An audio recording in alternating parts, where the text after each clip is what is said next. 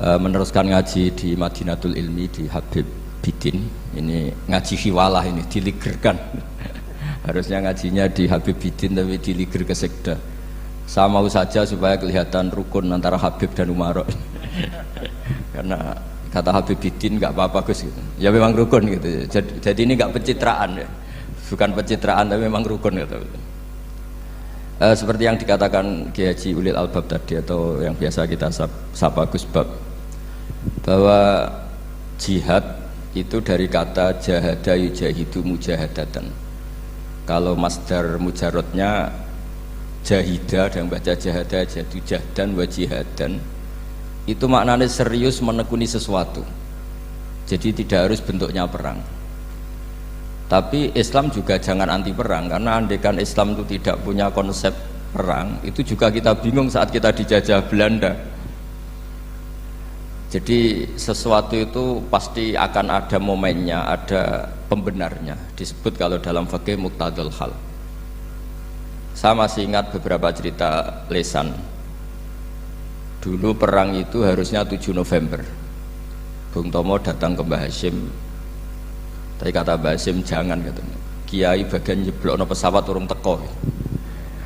Walhasil nunggu Ki Abbas dari Buntet Pak Kapolres itu doanya spesial untuk menjatuhkan apa? Pesawat. Saya kebetulan banyak kenal sama cucu-cucu Ki Abbas Buntet. Tanggal 10 datang terus perang dimulai. Dan itu menjadi perang bersejarah karena jenderal dari Belanda ya, dari Inggris ya. Itu sampai meninggal. Jadi siapa Malabia siapa? Jadi intinya Anda jangan berpikir bahwa negara ini didirikan hanya oleh Umarok. Bahkan sebelum ada negara yang sudah ada itu ulama. Dulu para wali songo sampai para kiai era kemerdekaan itu sudah membentuk satu komunitas. Di situ ada ketua pondok, ada bendahara, ada macam-macam. Sehingga kiailah yang bisa menggerakkan publik untuk melawan Belanda. Karena kiai ini juga yang megang otoritas publik.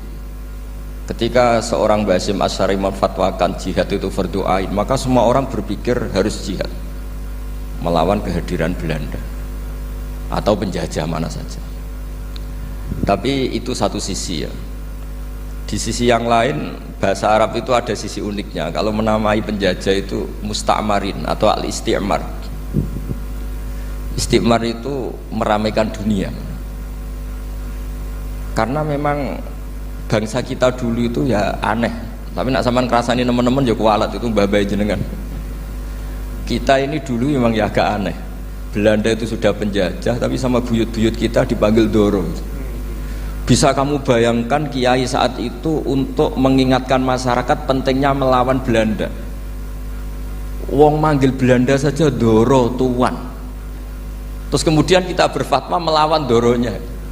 Jadi benahi ilmunya saja wis sak penggawean kira-kira gitu. Jadi ngelola orang bodoh itu ya kangelan. Enggak dikelola itu bangsa kita, dikelola itu ya rodok goblok banget.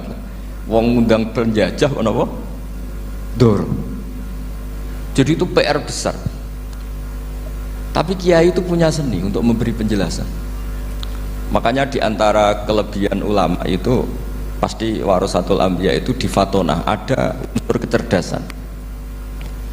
Cerdas itu seni mengelola pikiran manusia, itu namanya cerdas. Makanya saya berkali-kali kalau ngaji harusnya orang itu semuanya itu pengagum ilmu, jangan pengagum fakta, ini pengagum ilmu. Ya saya berkali-kali mencontohkan, kalau Anda suami yang miskin, nggak punya uang, terus pulang dimarahin istri karena nggak punya uang atau kerja tidak sukses, harusnya kamu bangga. Anda juga kan yang berteori kalau suami nggak becus itu pasti dimarahin gitu. Nah, ketika menjadi fakta harusnya Anda syukur bahwa ilmu Anda itu benar gitu. Jadi pas istri marah, wah alhamdulillah ternyata teori saya ini benar gitu. Ini lucu kan, teori Anda mengatakan demikian tapi pas menjadi fakta Anda tidak siap. Nah, begitu juga menyangkut penjajah. Belanda itu sudah maju, Eropa sudah maju, Indonesia negara yang terbelakang. Di mana-mana terbelakang itu menjadi objek penjajahan. Di mana-mana yang terpelajar itu posisi menjajah. Sehingga ulama berpikir bahwa awal dari kemerdekaan adalah mengertikan yang tidak ngerti. Karena teori penjajahan pasti gitu, yang tahu menjajah yang tidak tahu. Yang sudah modern menjajah yang belum modern dan seterusnya. Makanya awwalu hadzal din itu al ilmu. Makanya nomor satu itu ilmu, pengetahuan. Di sini pentingnya sampai Islam mewajibkan thalabul ilmi fardhatun ala kulli muslimin. Karena tadi bisa kamu bayangkan 350 tahun dijajah Belanda, kita manggil mereka itu doro atau tuan. Kayak apa? Susahnya menggerakkan masyarakat yang cara pandang masih demikian.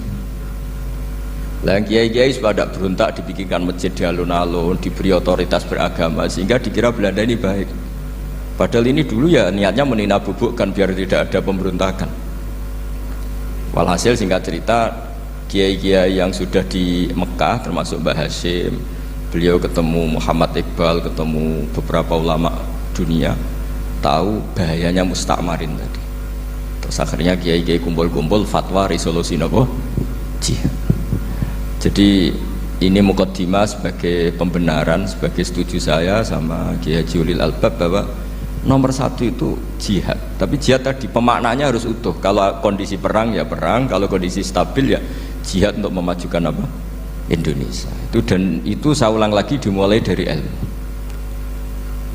Sebelum saya ngaji Minhajut Thalibin saya cerita ilmu itu apa? Ilmu itu sederhana, sesuatu yang mudah. Karena ilmu itu fitratallahi allati fataran nasa napa? Misalnya begini, saya orang miskin, nggak punya apa-apa. Sudah nggak punya apa-apa, nggak punya jabatan, terus keluarga yang nggak pati loyal, mungkin istri ada ngidolakan kita, bahkan anak kita sendiri juga nggak ngidolakan kita. Itu kan sial-sialnya orang, anak kita aja nggak pernah ngidolakan kita. Tapi untuk bahagia itu sebenarnya sederhana. Sederhananya begini, orang pinter itu ingin mempertahankan kehidupannya, terus pinter sampai berobat habis banyak ke Belanda, ke Jepang supaya mempertahankan nyawanya. Nah, si miskin ini kalau dia setiap makan, ya Allah, saya dengan makan ini mempertahankan nyawa saya. Sehingga makan itu satu kajian ilmiah bahwa ini luar biasa. Bahwa orang punya Alphard, punya uang 1 miliar, itu tidak mempertahankan sesuatu yang pokok, yaitu nyawa. Orang tidak punya Alphard itu hidup, nggak punya uang 1 miliar hidup. Tapi kalau nggak punya nasi 1 piring, nggak punya air 1 gelas bisa mati. Artinya apa? Orang miskin itu yusyarikul aghniya, sama dengan orang-orang kaya dalam hal kepemilikan hal-hal yang pokok. Tapi kadang-kadang orang miskin itu ya nyon sewu agak belagu, sudah miskin ingin punya Alphard, sudah miskin ingin punya uang, ya dia tersiksa. Harusnya cara berpikir nggak punya Alphard tuh masih hidup, nggak punya uang 1 miliar masih hidup. Yang punya Alphard hidupnya juga pakai nasi 1 piring, yang punya uang 1 miliar juga pakai nasi. Ya kalau itu kan sama, saya punya. Kalau gitu kan bisa miskin rasa kaya gitu. Itu memang harus dilatih. Nah, kalau orang kaya kan rumahnya banyak di mana-mana.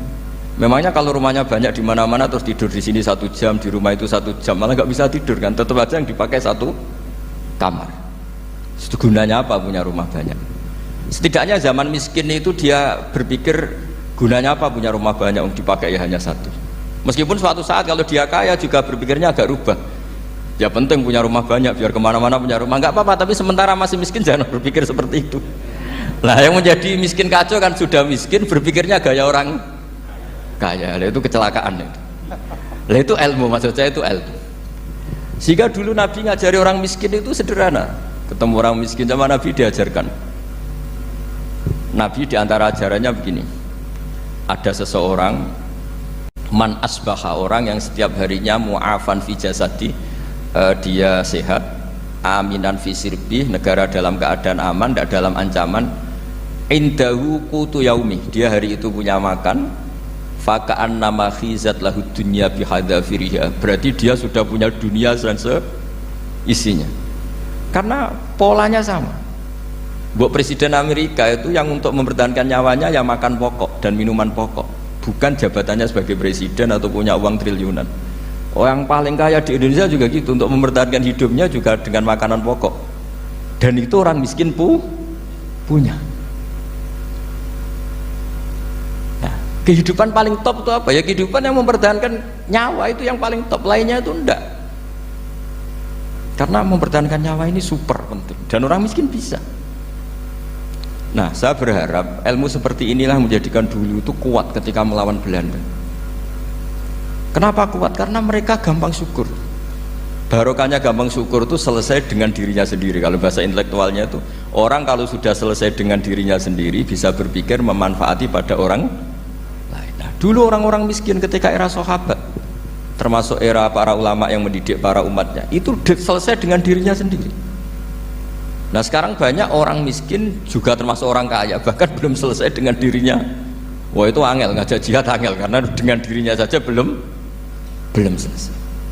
Maka masyhur itu kan ketika perang Tabuk, ada orang datang, kira-kira kalau Indonesia pakai beras 4 kilo, ya Rasulullah yang 2 kilo tak kasihkan keluarga kami supaya bisa makan, yang 2 kilo tak kasihkan jenengan untuk biaya perang. Perang Tabuk itu perang tersulit, disebut perang Dhatil Usra. Sekarang hitung saja, ini coba dihitung, mungkin yang bagian kasir tahu. Kalau 2 kilo kali 3.000, umat Islam pas itu sekitar hampir 3.000 itu sudah 6.000 kilo. 6.000 kilo itu artinya apa? Orang miskin ketika perang membiayai dirinya sendiri, itu satu. Kedua, dengan mental memberi, orang ini tidak tamak. Barokahnya tidak tamak, tidak nyalahkan yang kaya. Efek dari itu apa ketika perang Tabuk? Sumbangan dari Sayyidina Utsman yang jumlahnya besar sekali, yaitu diantaranya 1.000 dinar. 1 dinar kira-kira 4,25 gram, berarti sekitar 4.000 gram. Itu bisa diberikan alat perang. Sumbangan dari Abu Bakar juga bisa dipakai beli kuda untuk perang. Nah bayangkan kalau kebutuhan orang miskin ini untuk makan itu nggak mau urun. Wah usaha miskin nggak perlu urun, usaha miskin dipakai alasan terus.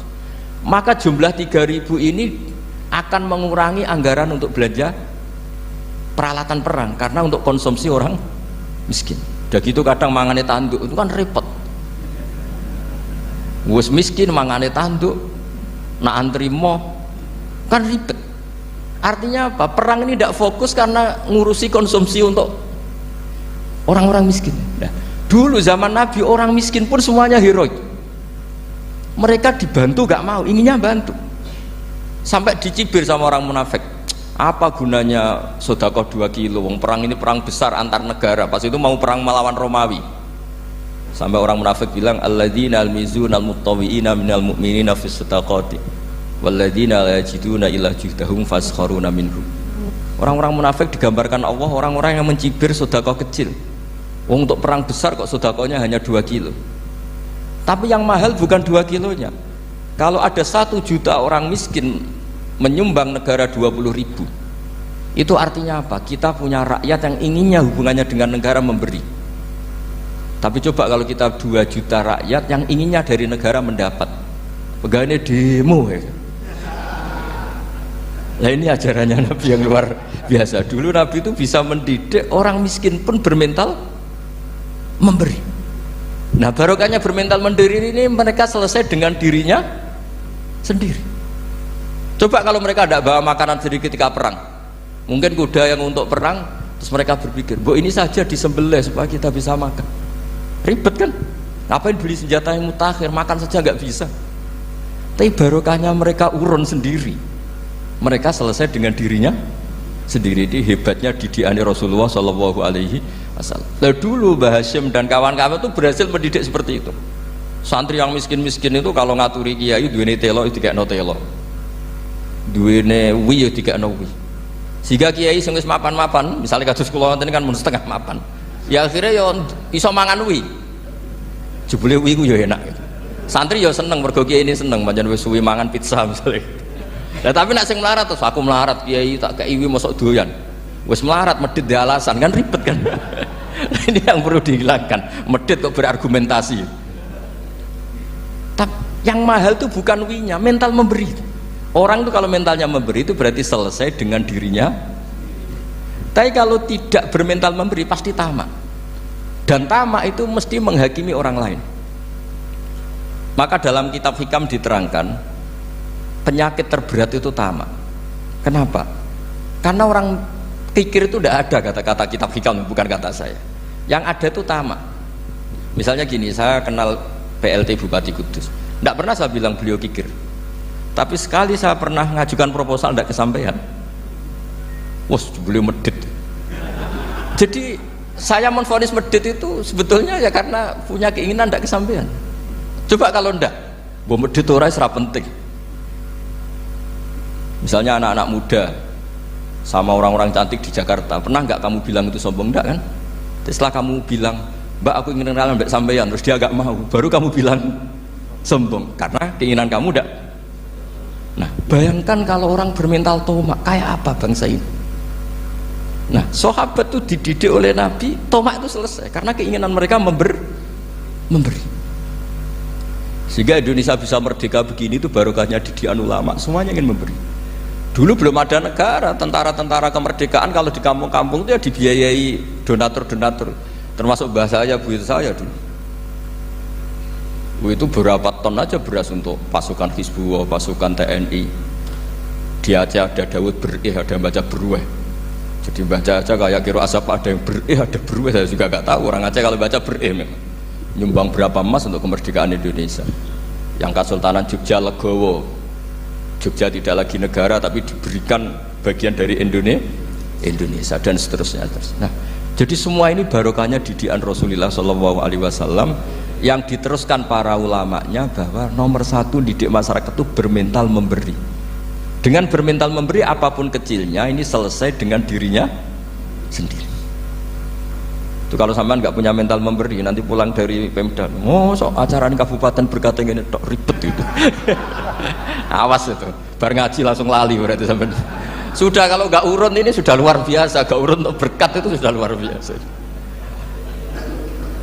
Jadi itu yang makanya Nabi itu Quran dimulai wa mimma razaqnahum yunfikun. Quran mengajarkan bermental memberi, yunfikun. Nabi berkali-kali ngulang al yadul ulya khairum al yadis sufla.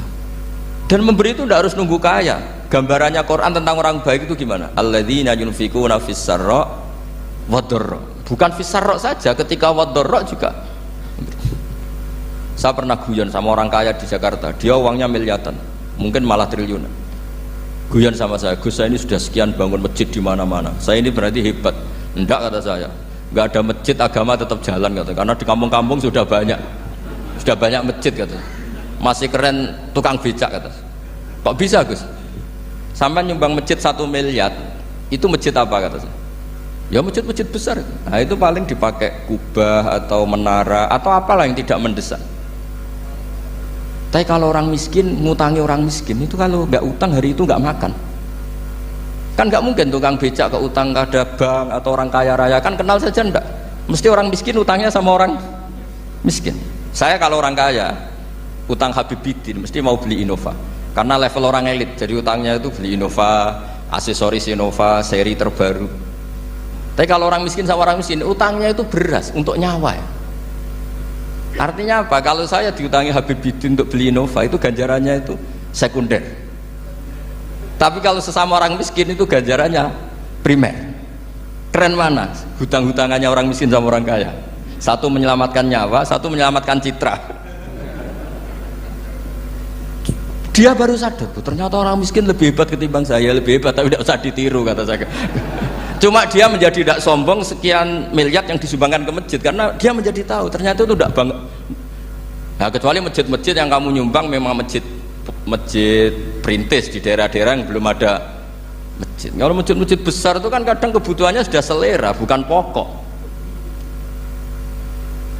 Nah, saya ini cerita ya, jadi supaya orang tahu lah. Zaman Nabi itu orang sudah selesai semua dengan dirinya sendiri. Jadi maksud saya Islam nggak apa-apa tanpa masjid itu masjid yang sudah sifatnya selera. Indonesia kan masjid sudah sifatnya selera semua.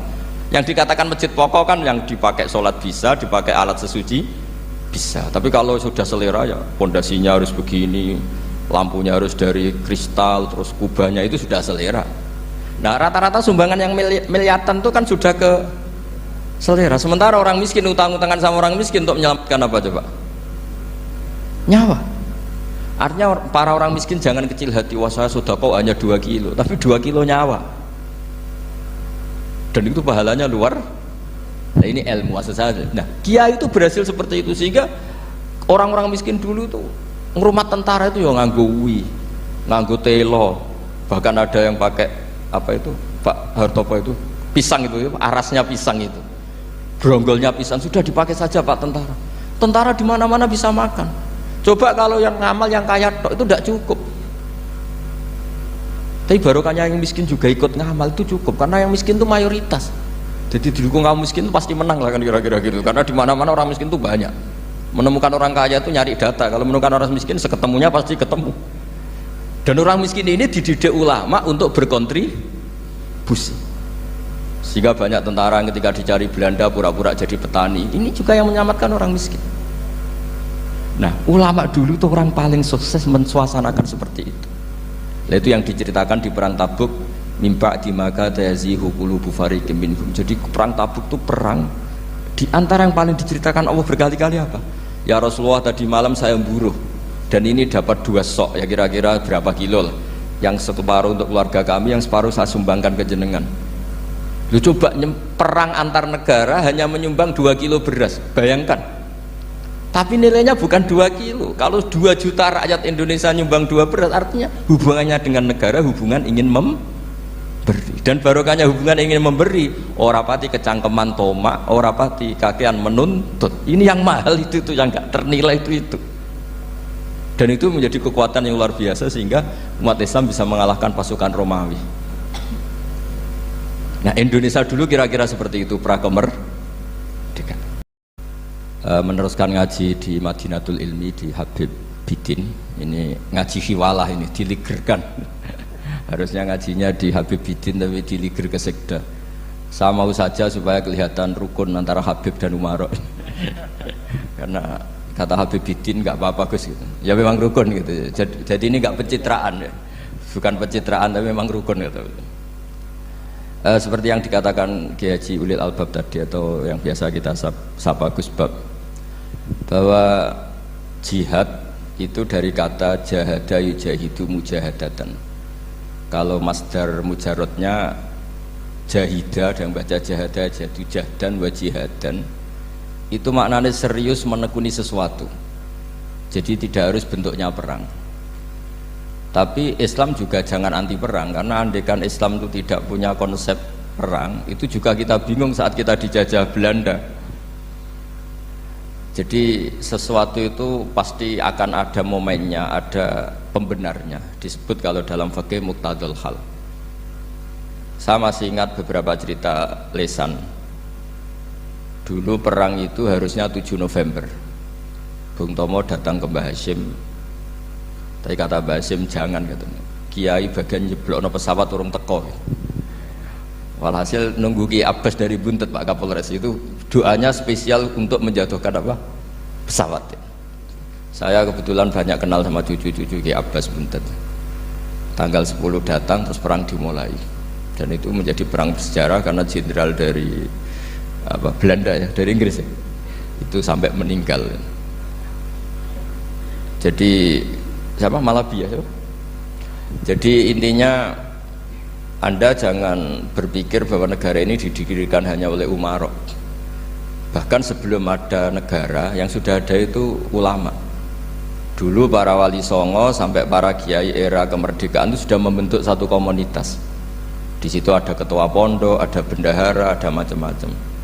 Sehingga kiailah yang bisa menggerakkan publik untuk melawan Belanda. Karena kiai ini juga yang megang otoritas publik.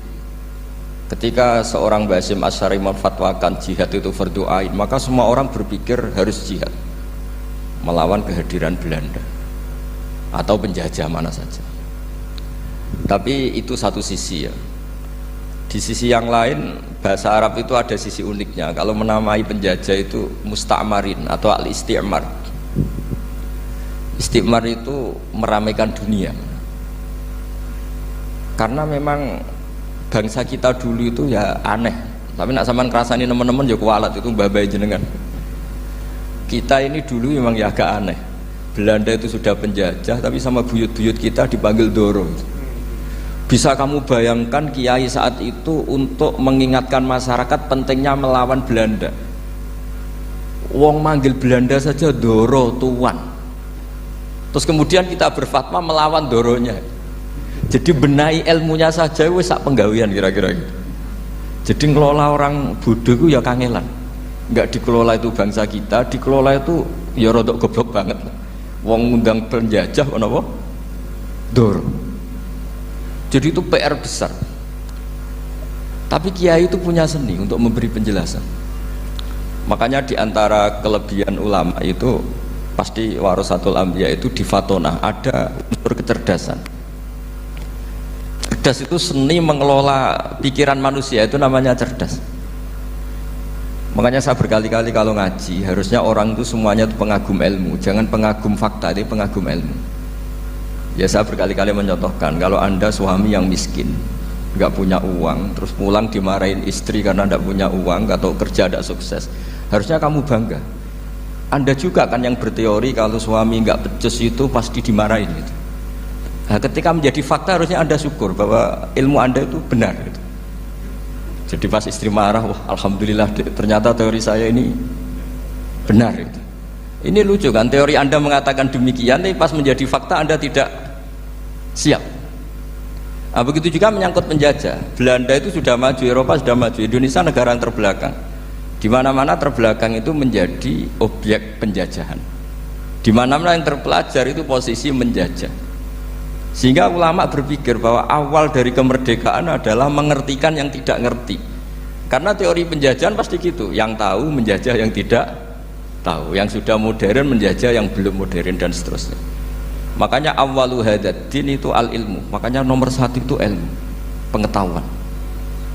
Di sini pentingnya sampai Islam mewajibkan thalabul ilmi fardhatun ala kulli muslimin. Karena tadi bisa kamu bayangkan 350 tahun dijajah Belanda, kita manggil mereka itu doro atau tuan. Kayak apa? Susahnya menggerakkan masyarakat yang cara pandang masih demikian. Lah kiai-kiai sudah berontak dibikinkan masjid di alun-alun, diberi otoritas beragama sehingga dikira Belanda ini baik. Padahal ini dulu ya niatnya meninabubukan biar tidak ada pemberontakan. Walhasil singkat cerita, kiai-kiai yang sudah di Mekah termasuk Mbah Hashim, beliau ketemu Muhammad Iqbal, ketemu beberapa ulama dunia, tahu bahayanya mustakmarin tadi. Terus akhirnya kiai-kiai kumpul-kumpul fatwa resolusi nopo jihad. Jadi ini mukaddimah sebagai pembenaran, sebagai setuju saya sama Kiai Haji Ulil Albab bahwa nomor satu itu jihad. Tapi jihad tadi pemaknanya harus utuh. Kalau kondisi perang ya perang, kalau kondisi stabil ya jihad untuk memajukan apa? Indonesia. Dan itu saya ulang lagi dimulai dari ilmu. Sebelum saya ngaji Minhajut Thalibin saya cerita ilmu itu apa? Ilmu itu sederhana, sesuatu yang mudah. Karena ilmu itu fitratallahi allati fataran nasa napa? Misalnya begini, saya orang miskin, nggak punya apa-apa. Sudah nggak punya apa-apa, nggak punya jabatan, terus keluarga yang nggak pati loyal, mungkin istri ada ngidolakan kita, bahkan anak kita sendiri juga nggak ngidolakan kita. Itu kan sial-sialnya orang, anak kita aja nggak pernah ngidolakan kita. Tapi untuk bahagia itu sebenarnya sederhana.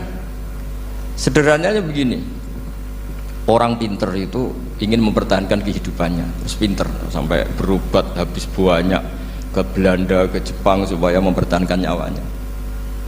Nah, si miskin ini kalau dia setiap makan, ya Allah, saya dengan makan ini mempertahankan nyawa saya.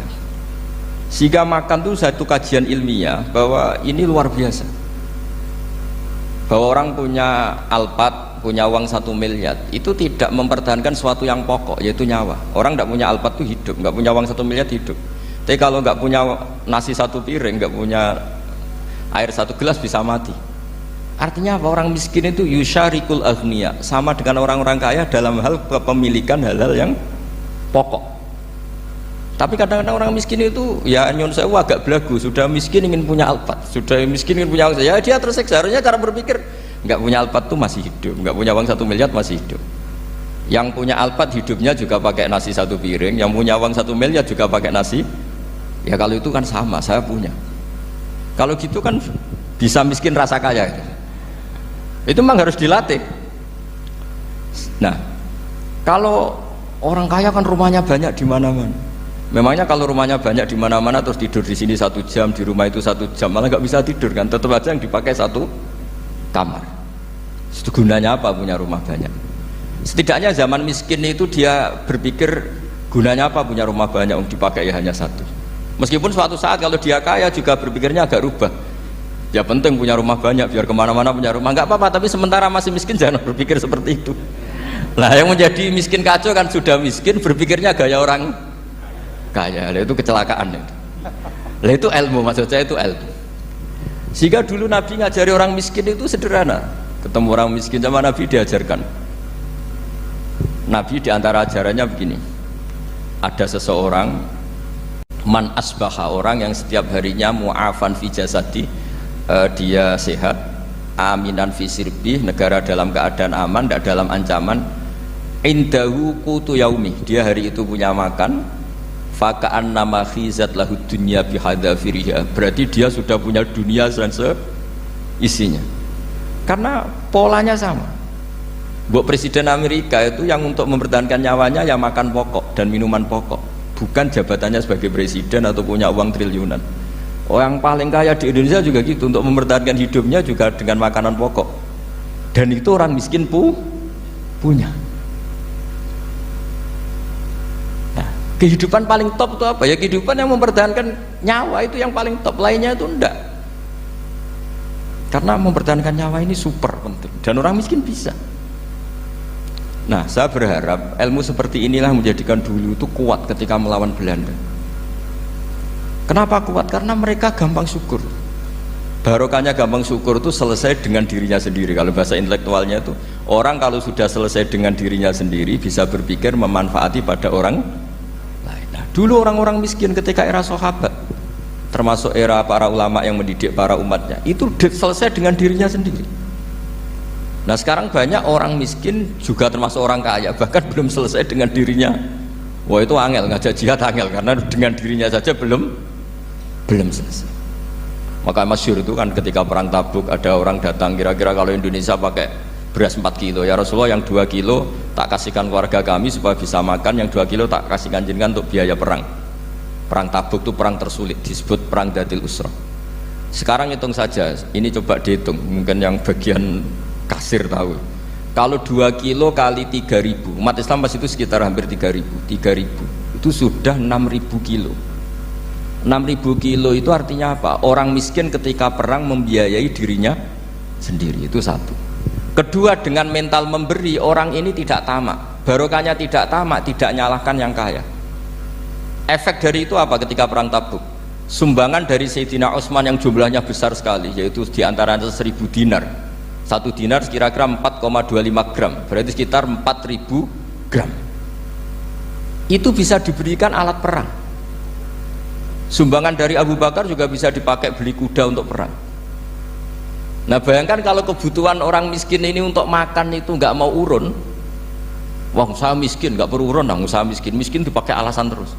Maka jumlah 3.000 ini akan mengurangi anggaran untuk belanja peralatan perang, karena untuk konsumsi orang miskin. Udah gitu kadang mangane tanduk itu kan repot. Wes miskin mangane tanduk, nak antri mo kan ribet. Artinya apa? Perang ini tidak fokus karena ngurusi konsumsi untuk orang-orang miskin. Nah, dulu zaman Nabi orang miskin pun semuanya heroik. Mereka dibantu gak mau, inginnya bantu.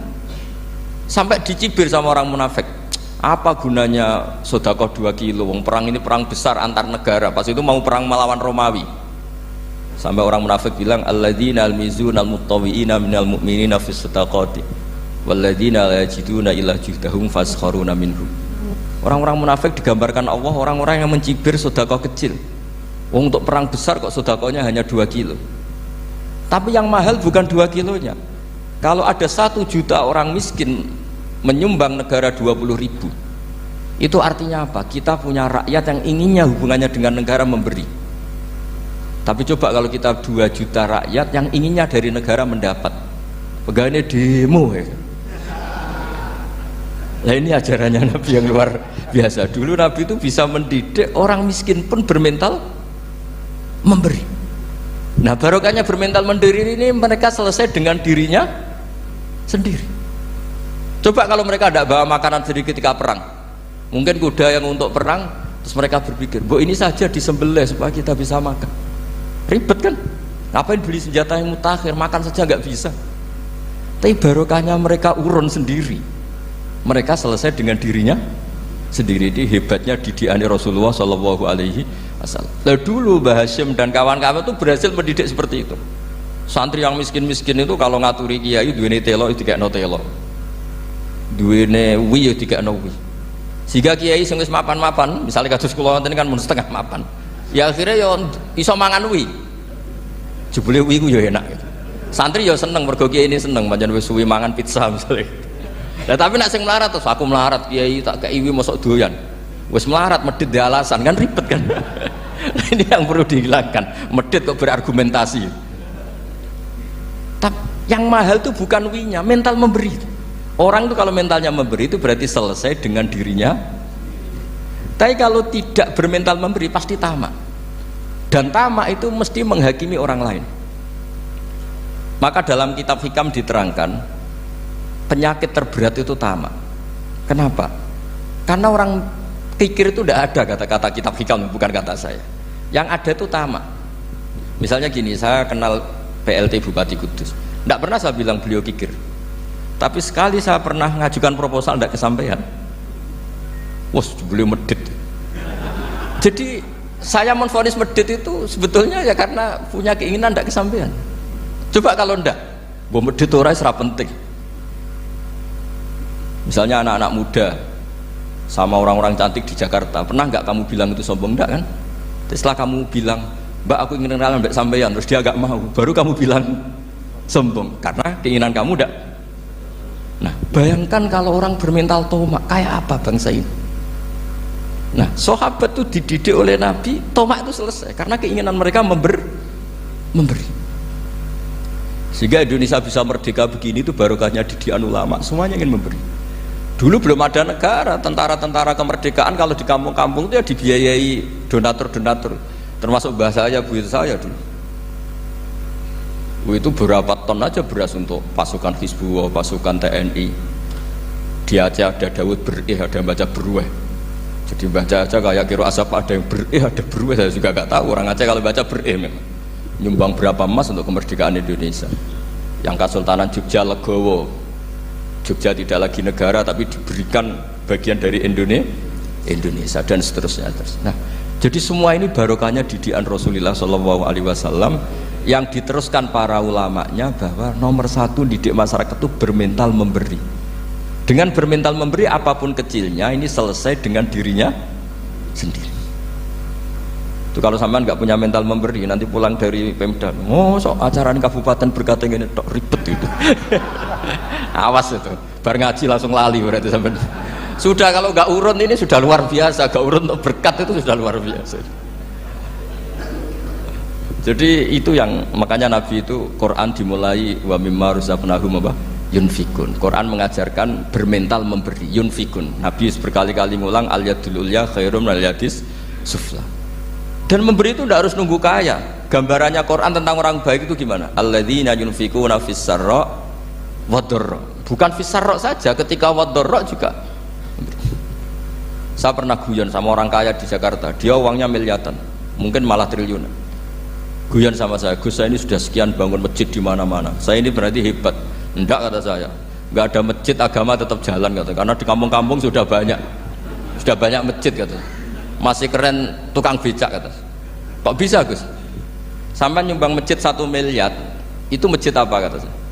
Ya masjid-masjid besar. Nah itu paling dipakai kubah atau menara atau apalah yang tidak mendesak. Tapi kalau orang miskin ngutangi orang miskin itu kalau nggak utang hari itu nggak makan. Kan nggak mungkin tukang becak ke utang ada bank atau orang kaya raya kan kenal saja enggak. Mesti orang miskin utangnya sama orang miskin. Saya kalau orang kaya utang Habibidin mesti mau beli Innova karena level orang elit jadi utangnya itu beli Innova, aksesoris Innova, seri terbaru. Tapi kalau orang miskin sama orang miskin utangnya itu beras untuk nyawa ya. Artinya apa? Kalau saya diutangi Habibidin untuk beli Innova itu ganjarannya itu sekunder. Tapi kalau sesama orang miskin itu ganjarannya primer. Keren mana? Hutang-hutangannya orang miskin sama orang kaya. Satu menyelamatkan nyawa, satu menyelamatkan citra. Dia baru sadar, ternyata orang miskin lebih hebat ketimbang saya, lebih hebat tapi tidak usah ditiru kata saya. Cuma dia menjadi tidak sombong sekian miliar yang disumbangkan ke masjid karena dia menjadi tahu ternyata itu tidak bangga. Nah kecuali masjid-masjid yang kamu nyumbang memang masjid masjid perintis di daerah-daerah yang belum ada masjid. Kalau masjid-masjid besar itu kan kadang kebutuhannya sudah selera, bukan pokok. Nggak, saya ini cerita ya, jadi supaya orang tahu lah. Zaman Nabi itu orang sudah selesai semua dengan dirinya sendiri. Jadi maksud saya Islam nggak apa-apa tanpa masjid, itu masjid yang sudah sifatnya selera. Indonesia kan masjid sudah sifatnya selera semua. Yang dikatakan masjid pokok kan yang dipakai sholat bisa, dipakai alat sesuci bisa. Tapi kalau sudah selera ya pondasinya harus begini, lampunya harus dari kristal, terus kubahnya itu sudah selera. Nah rata-rata sumbangan yang miliatan itu kan sudah ke selera. Sementara orang miskin utang-utangan sama orang miskin untuk menyelamatkan apa coba? Nyawa. Artinya para orang miskin jangan kecil hati, wah saya sedekah hanya 2 kilo, tapi 2 kilo nyawa. Dan itu pahalanya luar. Nah ini ilmu asal saja. Nah kiai itu berhasil seperti itu, sehingga orang-orang miskin dulu itu ngrumat tentara itu ya nganggo wi, nganggo telo, bahkan ada yang pakai apa itu Pak Hartopo itu pisang itu, arasnya pisang itu, bronggolnya pisang, sudah dipakai saja Pak tentara. Tentara di mana-mana bisa makan. Coba kalau yang ngamal yang kaya tok itu tidak cukup. Tapi barokahnya yang miskin juga ikut ngamal itu cukup, karena yang miskin itu mayoritas. Jadi didukung kaum miskin itu pasti menang lah kan kira-kira gitu. Karena di mana-mana orang miskin itu banyak. Menemukan orang kaya itu nyari data. Kalau menemukan orang miskin seketemunya pasti ketemu. Dan orang miskin ini dididik ulama untuk berkontribusi. Sehingga banyak tentara yang ketika dicari Belanda pura-pura jadi petani. Ini juga yang menyelamatkan orang miskin. Nah, ulama dulu itu orang paling sukses mensuasanakan seperti itu. Itu yang diceritakan di perang Tabuk, mimpa di maka tayazihu qulubu fariqim minhum. Jadi perang Tabuk itu perang di antara yang paling diceritakan Allah berkali-kali apa? Ya Rasulullah, tadi malam saya buruh dan ini dapat 2 sok, ya kira-kira berapa kilo lah. Yang separuh untuk keluarga kami, yang separuh saya sumbangkan ke jenengan. Lu coba perang antar negara hanya menyumbang 2 kilo beras, bayangkan. Tapi nilainya bukan 2 kilo. Kalau 2 juta rakyat Indonesia nyumbang 2 beras, artinya hubungannya dengan negara hubungan ingin memberi. Dan barokahnya hubungan ingin memberi, ora pati kecangkeman tomak, ora pati kakean menuntut. Ini yang mahal itu yang gak ternilai itu. Dan itu menjadi kekuatan yang luar biasa sehingga umat Islam bisa mengalahkan pasukan Romawi. Nah Indonesia dulu kira-kira seperti itu prakemerdekaan. Terus riyen cerita-cerita tentang legenda silsilah Kiai Jawa niku, Mbah Hasan Besari ini keluarga kerajaan pun duwe dhuwit, nggih pun ngertos dunia internasional. Kepengen mondok teng Mekah. Mbah Hasan Besari sing terkenal yo. Akhirnya ngajak kancane namanya Abdul Manan niku tiyang Termas, tiyang desa. Dijak akhirnya mondok teng Mekah dados tiyang alim. Termasuk nderekaken Sayyid Zabidi dugi Mesir, Shahibul Ithaf. Ki Abdul Manan gada putra alim alama namanya Ki Abdullah. Ki Abdullah gada putra namanya Ki Mahfud. Dugi Ki Mahfud niki cerita sing terkenal niku kepanggih Mbah Munawir. Kila niku murid guru wa kila kanca. Sing jelas saingan dadi wali perkarane. Mbah Mahfud itu ora trimo, tapi ora trimo sae giroh, kalau dalam bahasa Arab ghobtoh ta giroh. Sopo sih kok ana wong sak tawafan khatam Quran. Terus niku kok tambahi Gus Sulil nek dadi wali ku sak tawafan khatam Quran. Mboten maca ithaf dalu-dalu seneng Gus penggaweane rokokan dalu-dalu maca kitab malah seneng. Kon melekan. Niku akhirnya kepanggih. Kepanggih terus kila niku Kiai Mahfud pesen Muhammad niki kan beto teng Indonesia. Mulane Gus Muhammad akhirnya dadi Kiai Quran.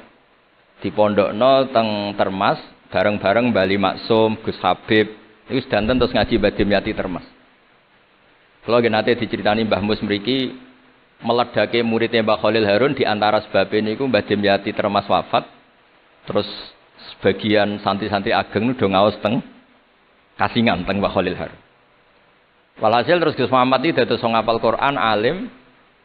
Terus dipek mantu tiyang sugih namanya Kaji Taslim. Terus akhire urip teng Betengan.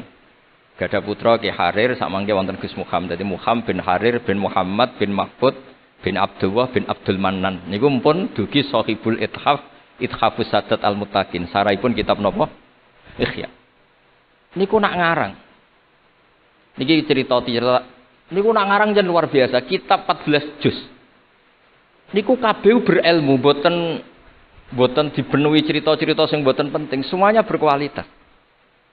Yang paling saya kenang dari, dan ini sekaligus kalau terakhir muludan ini. Yang paling saya kenang dari statement beliau, dari ngendikan beliau itu begini. Wan Nabi sallallahu alaihi wasallam wa in jalla qadru muhtajun ila rahmatihi ta'ala wa fadli. Jadi cara pikiran beliau itu umat ini setelah Nabi Isa. Penggemar Nabi Isa itu salah dalam mendudukkan Nabi Isa, berlebihan sampai mengatakan Isa ibnu Wah. Yang benci juga berlebihan sampai mengatakan Isa itu waladuz zina, yaitu orang-orang Yahudi. Tapi kata Said Zabidi, hadil ummah maksumatun min dzalika kullih. Umat ini akan diselamatkan, pecinta Rasulullah sallallahu alaihi wasallam itu akan diselamatkan dari dosa atau kesalahan-kesalahan orang Nasrani melihat Isa. Barokahnya apa? Barokahnya sholawat. Yaitu umat ini wiridan Allahumma sholli ala Sayyidina Muhammad. Allahumma itu pemberi, Muhammad apapun jalla qadruh penerima. Sehingga kita baca sholawat itu sekaligus menunjukkan mahabbah kita ke Rasulullah sallallahu alaihi wasallam, bahwa beliau makhluk terbaik, manusia terbaik yang paling layak dapat askas sholawat, askat tahiyat dari Allah Ta'ala. Tapi tetap saja Allah ini pemberi, Rasulullah ini penerima. Sehingga umat ini tidak akan mendudukkan Rasulullah setingkat Allah. Assalamualaikum warahmatullahi wabarakatuh. Alhamdulillah rabbil alamin, wassalatu wassalamu ala asyrafil mursalin sayyidina Maulana Muhammadin wa ala alihi washabihi asma'in, nama ba'du.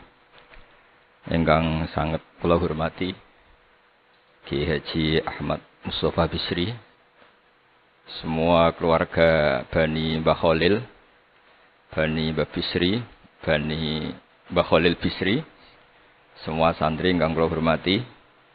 Ya wonten Gus Yahya, Gus Adib, wonten keluarga besar sedanten ingkang kula hormati, wonten Gus Zofur.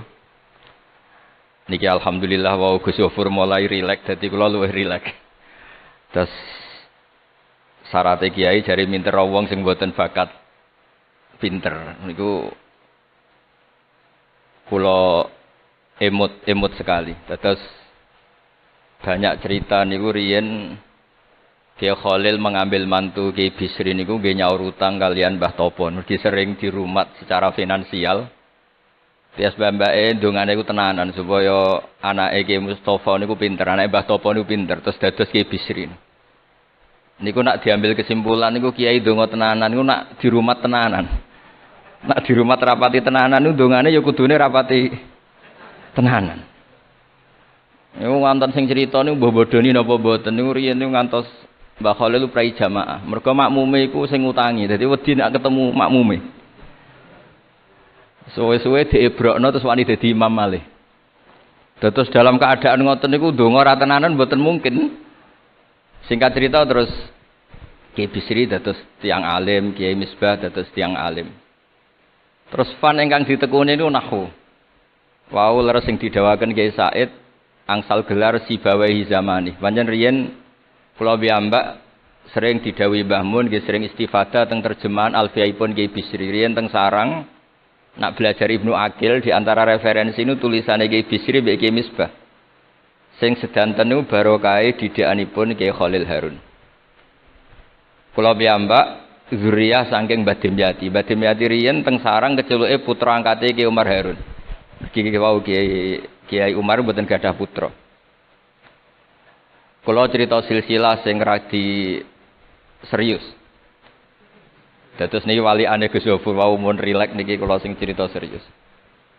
Riyen syaraté wong alim niku sinau riyen. Sinau badhe niku diskusi kalian sing sak level. Badhe niku nembe ngaji. Sehingga nak ngaji ku kantun nyocokno niki kangge santri-santri Radhatul Thalibin. Dados kisah hal sebelum ngaji Mbah Zubair niku sinau riyen. Misale piyambake macane tajibu, mengke kiyaine maca tajibus sholatu. Mengke diskusi terus ngaos Mbah Zubair. Angger macane wis kembar terus berarti aku wis pinter. Karena yang memutuskan rofa nasab itu tidak kiainya tapi dia. Dados kantun nyemak. Ki bengi tak waca rofa kok kiaiku rofa, berarti ilmuku wis padha. Aku maca nasab kok kiaiku nasab berarti padha. Aku maca jer kiaiku jer wis padha. Nah santri-santri kan boten ngaji boten persiapan. Teko ngaji mbek takok halaman. Niku pun santri innalillahi wa inna ilaihi rajiun. Niku nggak bisa diharapkan. Terus kula riyen niku GR alim niku nggih alasan perkara ini sinau riyen. Dadi agar Mbah Mun maca kok pun kembarane 90% apa 80% nggih mun setengah ngalim. Kok nak salah kok sampai 90% ya goblok banget. Sakniki mboten santri sinau iku mboten persiapan ngaji takok halaman tok endi. Mau menyenggai sholawat Muhammad Muhammad sholli alaihi. Mboten mikir wong kiai ini maca Allahumma sholli ala Muhammad malah ngongkon kiai ini sholli alaihi itu nak diterjemahkan Allahumma sholli ala Muhammad terus dekne ngomong sholli alaihi nggih monggo jenengan maca sholawat. Wong sholli niku fi'il amar. Tapi wong jenenge wong ra mikir nggih. Terus niku ruwet. Terus niki kula cerita sing serius kersane jenengan pirsa bilih sing mintera wong ra bakat pinter niku nggih kangelan tenan. Riyen bapak kula nggih nak definisi wali nu ngoten kula nggih insyaallah pun mlebu lah. Mergi kula niku nggih mintera tiyang kathah. Tiang-tiang sing ra bakat pinter teng Gunung Kidul niku kula kathah sing kula dadekno kiai. Tapi mboten pinter banget pokoke memenuhi kualifikasi lah. Mergi ceritane niku nggih sederhana. Riyen niku Mbah Khalil niku nak mulang nahwu tenanan. Mergi sesuatu itu jadi mudah. Mulane cerita yang beredar nang Lirboyo niku Ja'a Zaidun, Zaid datang. Niku wonten santri pelengahan delok lawang terus. Gurune ngamuk. Kamu orang mana? Orang Bekasi. Kenapa pelengahan? Ya katanya Ja'a Zaidun ra'aitu Zaidan.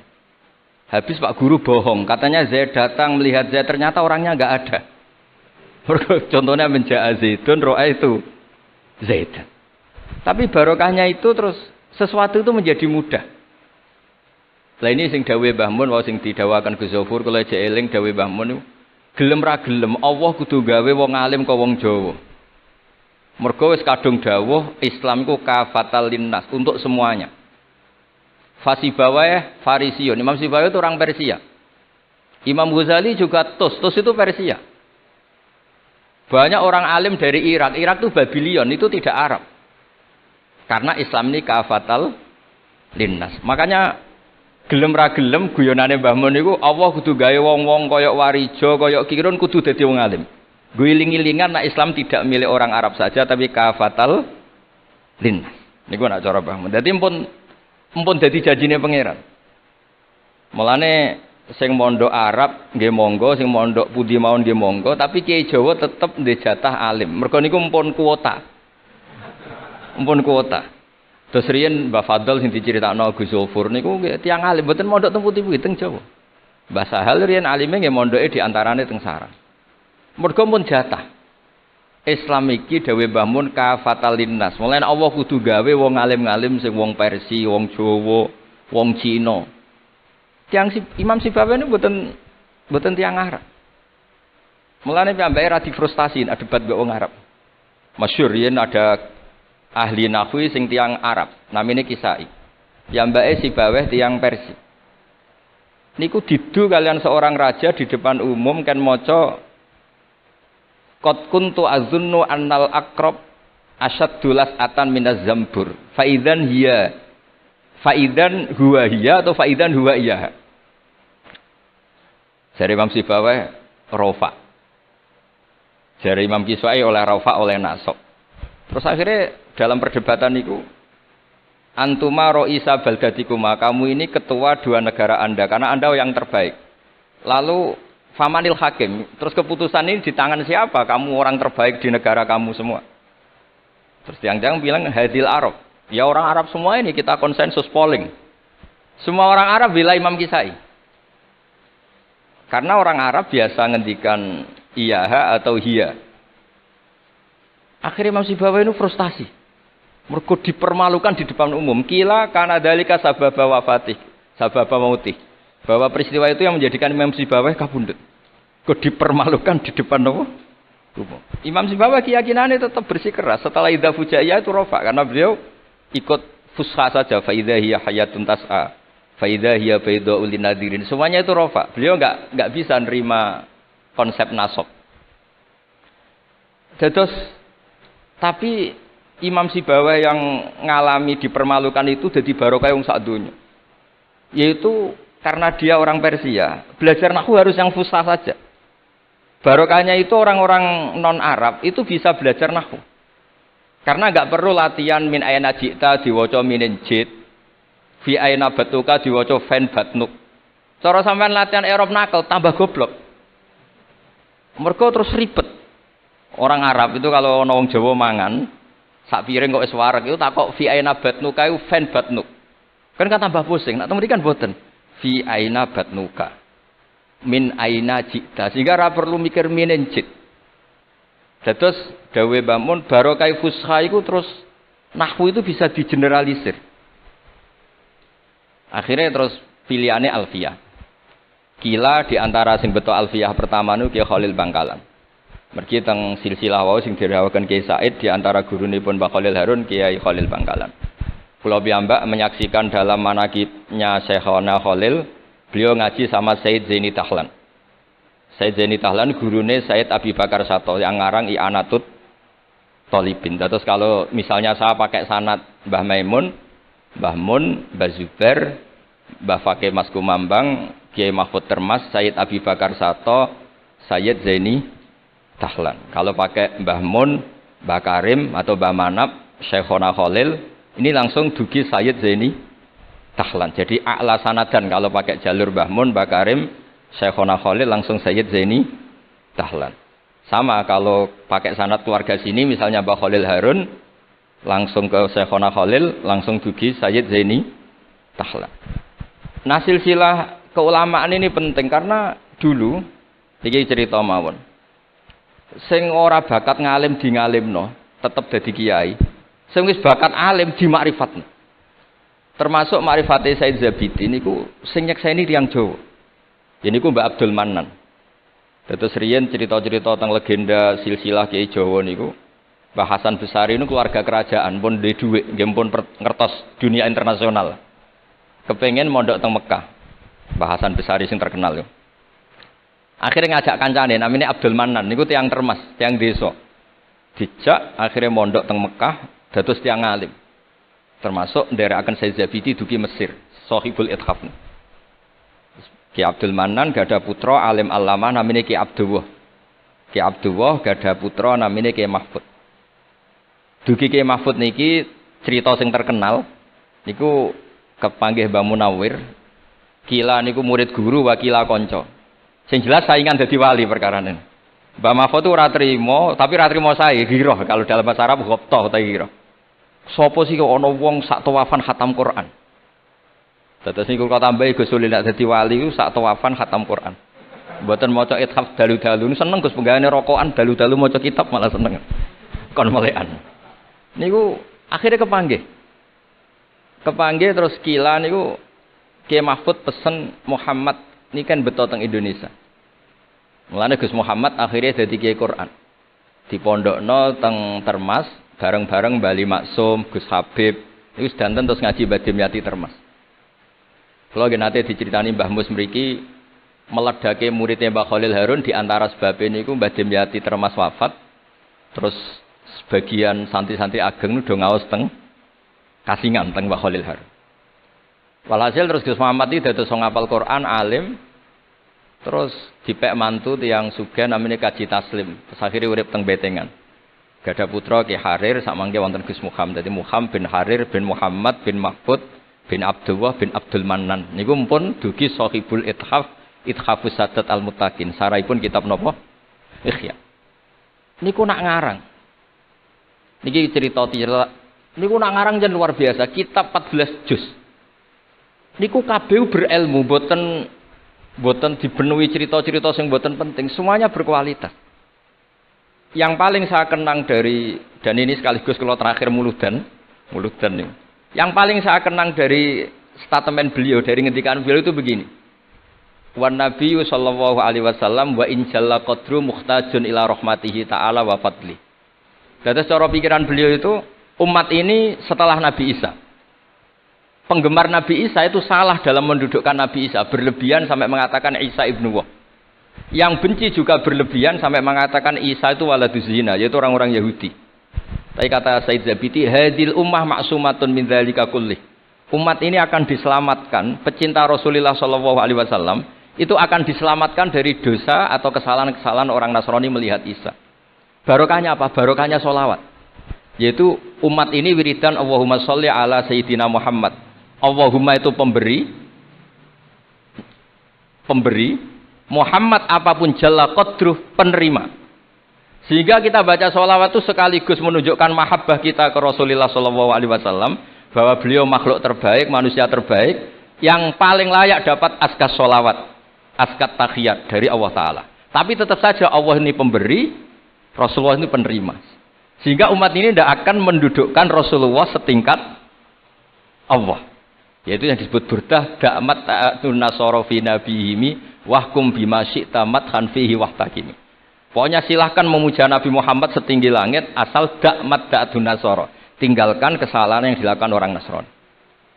Nah itu kata Said Zabidi, cukup kowe maca sholawat. Karena dengan baca sholawat berarti Allahumma sholli ala Muhammad, Allah pemberi, Nabi apapun agungnya penerima.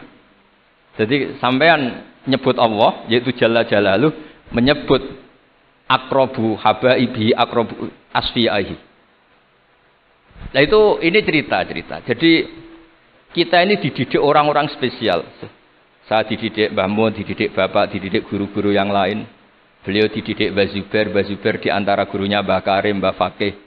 Mbah Fakih dididik Mbah Mahfud dididik Ki Abdullah dididik Ki Abdul Manan. Ki Abdul Manan ini dididik yang ngarang kitab Ithafus Sadatil Muttaqin. Terus di situ diterangkan sanad beliau sampai ila Rasulillah sallallahu alaihi wasallam. Maka dengan seperti ini baca sholawat itu kualitasnya luar biasa. Ini bukan sekedar sholawat. Mari kadang-kadang kita ini kan wong Jawa, kayak piye, maca sholawat sakmene duwe akeh, maca sholawat sakmene naik pangkat. Ini yang terus cara kula niku ape diberantas iku lumayan gak mara Gunung Kawi. Tapi disetujoni kok kabeh kok dikompensasi materi. Jadi ribet dadi ki Jawa. Kalau mereka tidak punya sarana tawassul, engkau moro Gunung Kawi itu ya kedusan.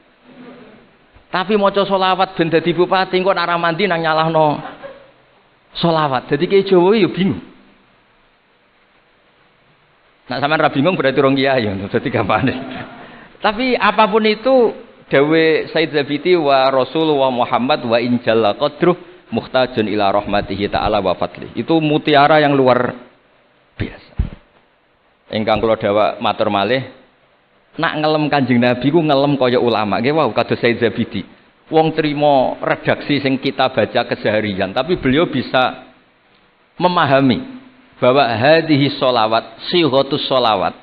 Itu sighat sing nyelamatkan hadil ummah ila yaumil kiamat. Cinta kita pada Rasulullah terselamatkan karena kita baca sholawat. Tauhid kita terselamatkan karena Allah Al-Mu'ti, Rasulullah Al-Mu'ta.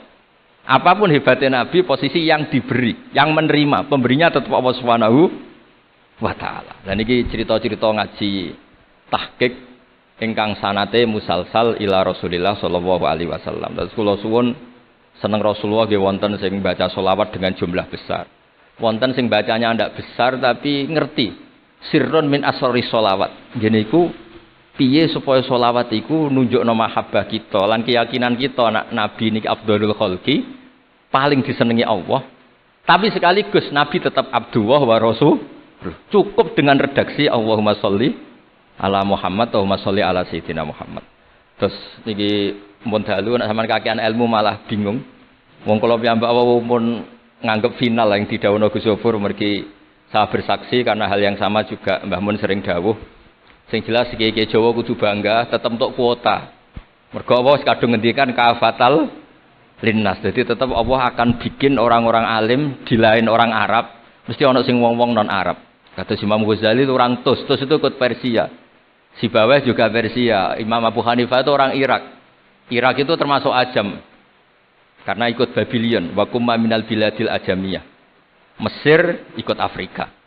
Terus insyaallah barokah cerita niki, barokah wau penjelasanipun Gus Zofur dan kita juga sering dengar dawuh-dawuh Mbah Mus, Mbah Khalil bahwa agama ini luar biasa. Mergi Indonesia nu mboten saged bahasa Arab tapi saged ngarang kitab bahasa Arab. Ini Mbah Mun sering dawuh, Mbah Fadl mbok jak bahasa Arab ya ora iso. Ki Ihsan Jampes tahu dites Mbah Zubair, dari Mbah Zubair iseng gak ngetes Mbah Ihsan, dijak bahasa Arab yo ora iso, tapi iso ngarang kitab. Mbah Fadl ketemu supir taksi Arab ya tuntas. Pinter supir taksi Arab. Mulane gara Mbah Mun ana wong mondok Arab kepen pinter, kepen iso bahasa Arab. Kowe adol es ning Arab kok pinter bahasa Arab iso ora Mbah Mun. Nek pen alim yo niru Mbah Fadl. Tapi saged alim alama. Mergi empun tuk kuota agama ini kafatal linnas. Nggih ngapunten sanget. Assalamualaikum warahmatullahi wabarakatuh.